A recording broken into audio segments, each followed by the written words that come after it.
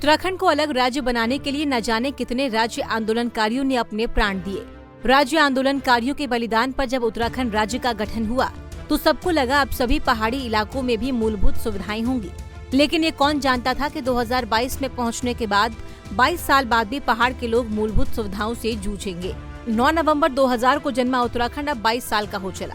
9 नवंबर को 23वें साल में प्रवेश करेगा। 22 साल राज्य के लिए कई उम्मीदें लेकर आए, विकास की नई राहें खुली और बनी। मगर आज भी कई ऐसे क्षेत्र हैं जहां मायूसी है। आज हम आपको बताएंगे इन 22 सालों में उत्तराखंड को क्या मिला और क्या नहीं। शुरुआत करते हैं बड़ी उपलब्धियों से। उत्तराखंड की बड़ी उपलब्धियां। राज्य में ऑल वेदर रोड का निर्माण।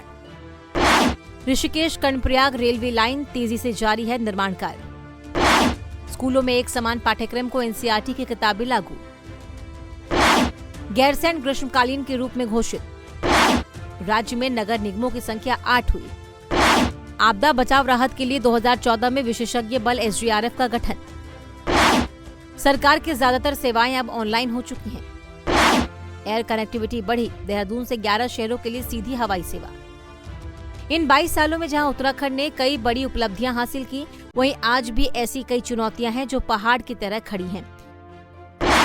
स्वास्थ्य सेवाओं का अभाव। स्वास्थ्य के मोर्चे पर राज्य की स्थिति बेहद ही दयनीय है। पहाड़ों में सरकारी के साथ निजी क्षेत्र तक की स्वास्थ्य सेवाएं नाम मात्र के लिए उपलब्ध हैं। अधिकतर सरकारी अस्पतालों में डॉक्टरों की कमी है। साथ ही पहाड़ी क्षेत्र के सरकारी अस्पतालों में आज भी आधुनिक मशीनों का बड़ा अभाव है, जिसके चलते पहाड़ी क्षेत्रों से लोगों को इलाज के लिए शहरी क्षेत्रों का रुख करना पड़ता है। आज भी राज्य के ज्यादातर सरकारी अस्पताल रेफरल सेंटर के रूप में ही काम कर रहे हैं। पलायन रोकने के लिए नाकामयाब रही सरकार।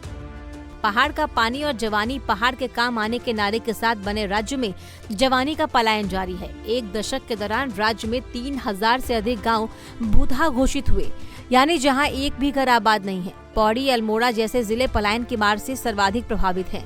राज्य गठन के बाद पहली बार गठित पलायन आयोग की रिपोर्ट कहती है कि अंतर्राष्ट्रीय सीमा से सटे गाँवों में भी तेजी से पलायन हो रहा है, जो अलग तरह की चुनौती पेश करती है। कमजोर शिक्षा व्यवस्था। राज्य बनने के बाद सबसे बुरी स्थिति शिक्षा क्षेत्र की हुई। राज्य के बड़े शहरों में जहां सरकारी शिक्षा की कीमत पर निजी क्षेत्र ने पांव पसार लिए हैं, वहीं पहाड़ों में प्राथमिक से उच्च शिक्षा का सारा दारोमदार सरकार पर है। हालात यह है कि पहाड़ों में करीब 500 प्राथमिक स्कूल छात्र संख्या में गिरावट के चलते बंद कर दिए गए। माध्यमिक स्कूलों में वर्तमान में निजी शिक्षकों के हजारों पद खाली पड़े हैं। राज्य गठन के बाद सरकार का शिक्षा पर खर्च 4 गुना बढ़ गया, लेकिन छात्र संख्या करीब आधी रह गई। बेरोजगारी का बढ़ता ग्राफ। राज्य बनने के 22 साल बाद भी रोजगार का सवाल राज्य में अब भी खड़ा है। युवा रोजगार की तलाश में लगातार पलायन कर रहे हैं। राज्य गठन के बाद नई भर्तियां तो हुई, पर स्वरोजगार का माहौल नहीं बन पाया। पर्यटन तीर्थाटन में रोजगार की संभावनाएं होने के बावजूद इस दिशा में विशेष प्रयास नहीं हो पाए, जिसके चलते प्रदेश में लगातार बेरोजगारी बढ़ती गई। Network connectivity. पहाड़ में इंटरनेट आधारित सुविधाएं तो दूर, मोबाइल कनेक्टिविटी तक पूरी तरह उपलब्ध नहीं है। पहाड़ों में आज भी आधुनिक युग में ऐसे कई गांव हैं जहां मोबाइल फोन में नेटवर्क तक नहीं आते। सरकारें शहरी क्षेत्रों में तो कनेक्टिविटी बढ़ा रही है, लेकिन पहाड़ी क्षेत्रों का आज भी उपेक्षा हो रहा है। भ्रष्टाचार। राज्य बनने के बाद भ्रष्टाचार ने सबसे अधिक पैर पसारे। निचले से उच्च अधिकारी नेताओं के दामन तक पर भ्रष्टाचार के दाग लगे हैं। कभी शिक्षक भर्ती तो कभी भर्ती घोटाले सामने आ रहे हैं। 22 साल के बाद भी भ्रष्टाचार के खिलाफ मजबूत तंत्र नहीं बन पाया।